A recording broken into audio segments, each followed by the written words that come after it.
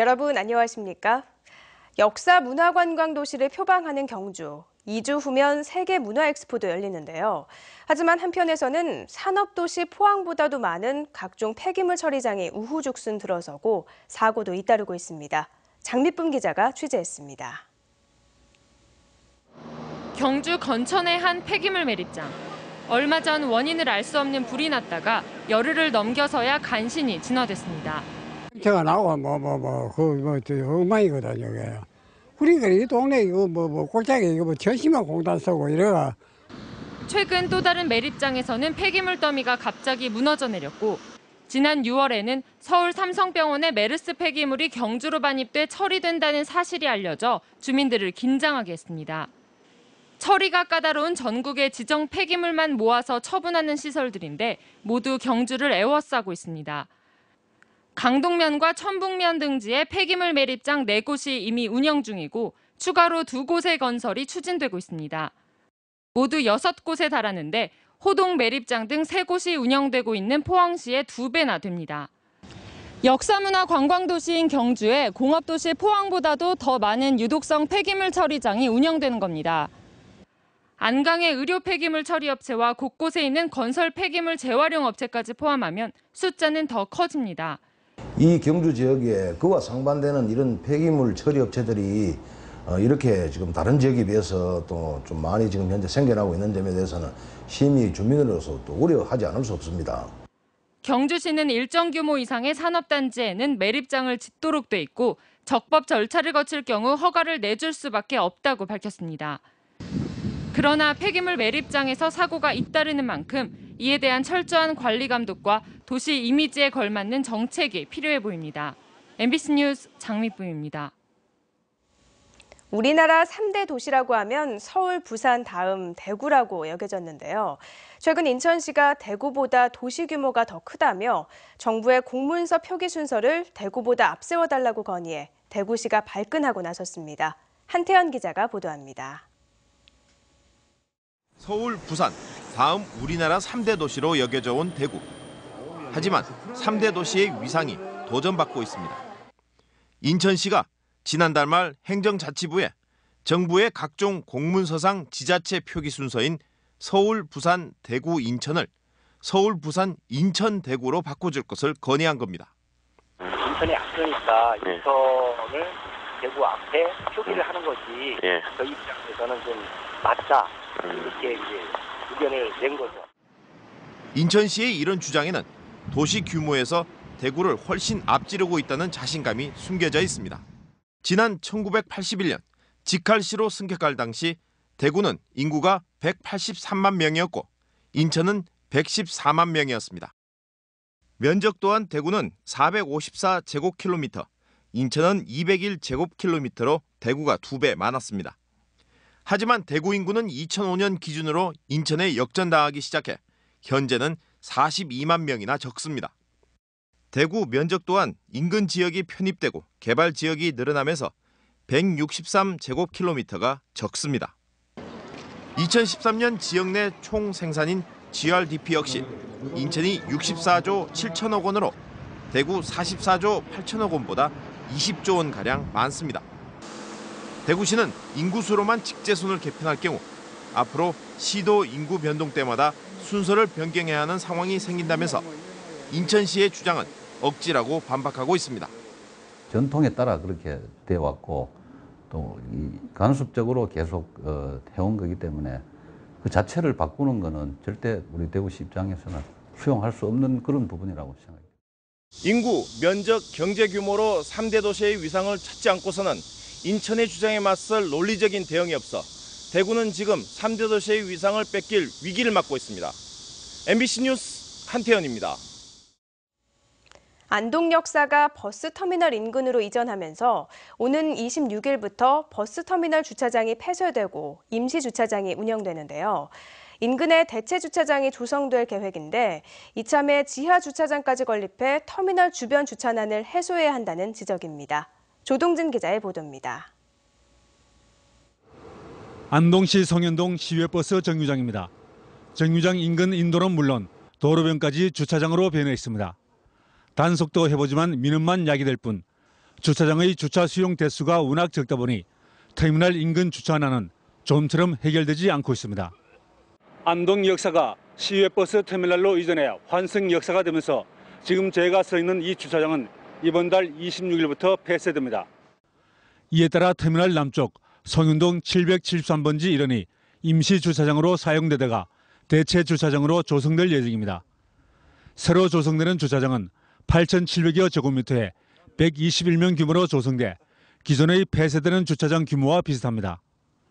이렇게 되면 버스터미널 인근 주차난은 더욱 악화될 수밖에 없습니다.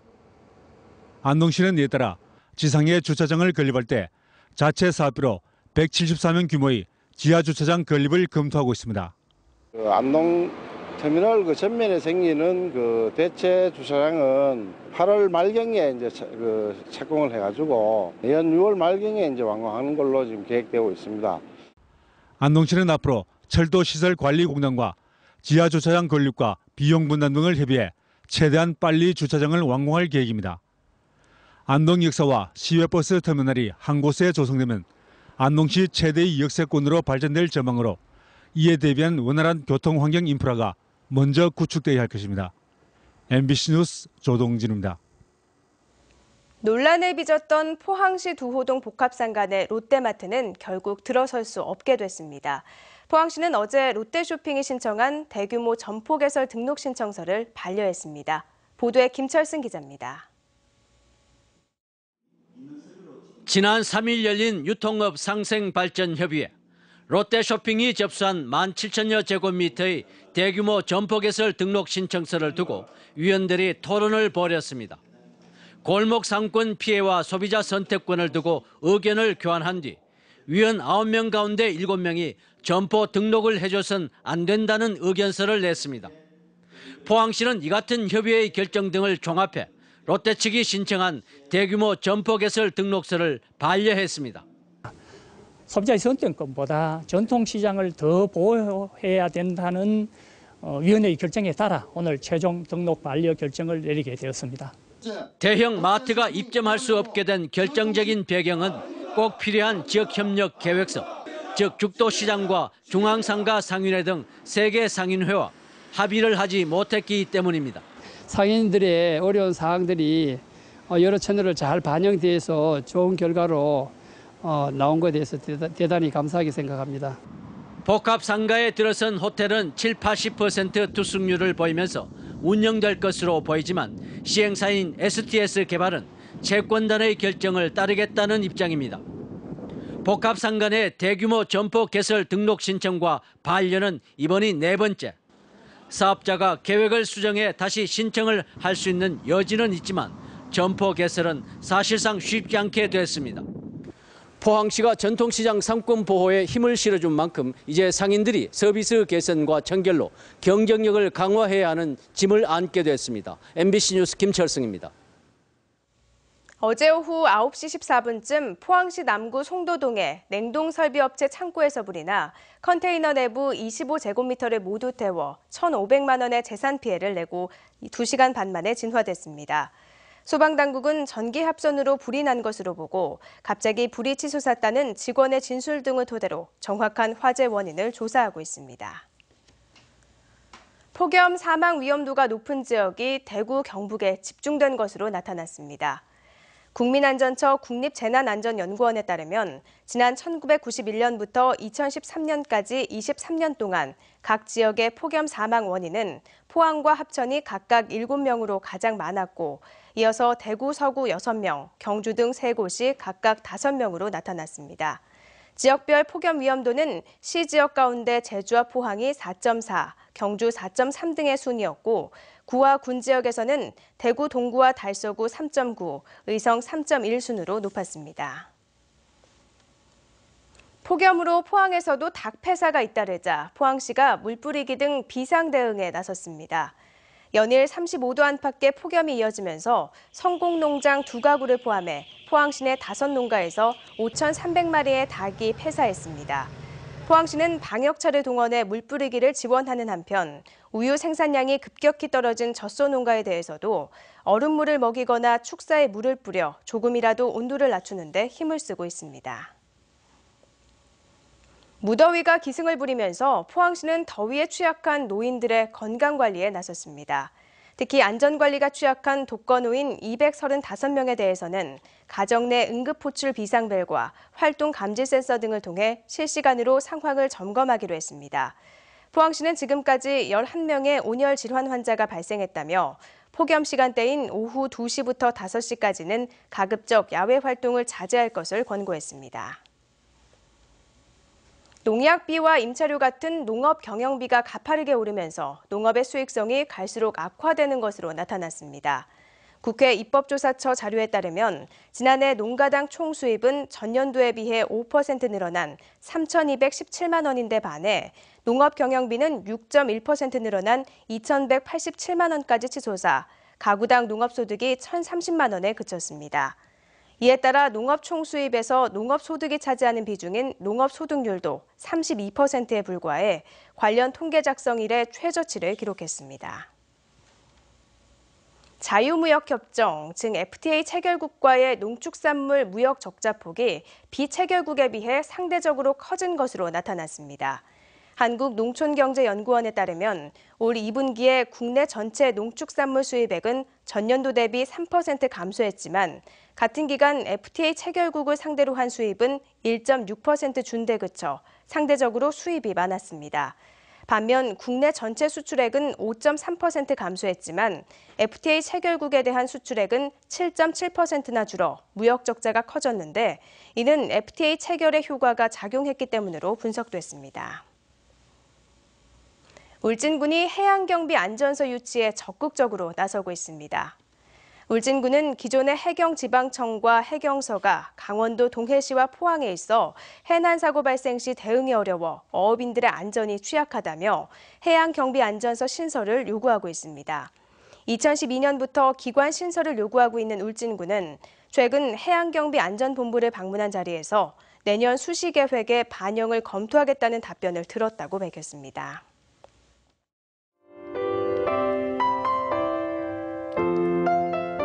네, 오늘 경북 동해안 지역은 대체로 맑은 가운데 폭염은 계속되겠습니다. 다만 어제보다는 낮 기온이 조금 낮겠는데요. 전 지역에 내려졌던 폭염경보가 오늘은 경주로 축소됐습니다. 또 포항과 영덕에 폭염주의보가 발효 중인데요.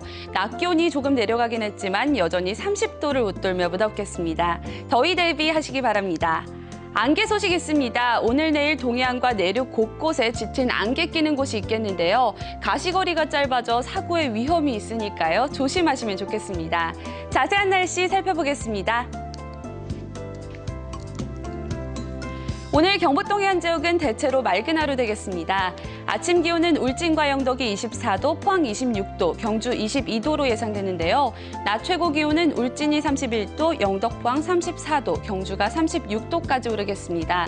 울릉도와 독도는 종일 맑은 하루 이어지겠습니다. 아침 기온은 25도로 예상되는데요. 낮 최고 기온은 울릉도 30도, 독도 27도가 되겠습니다. 동해 전해상은 맑고 구름 조금 있겠습니다. 바람은 약간 강하게 불겠고요. 바다의 물결은 0.5에서 1.5m로 잔잔하겠습니다. 토요일은 가을의 시작을 알리는 입추인데요. 폭염이 한풀 꺾이면서 낮 기온도 조금 내려가겠습니다. 날씨였습니다. 이상으로 포항 MBC 뉴스투데이를 마칩니다. 고맙습니다.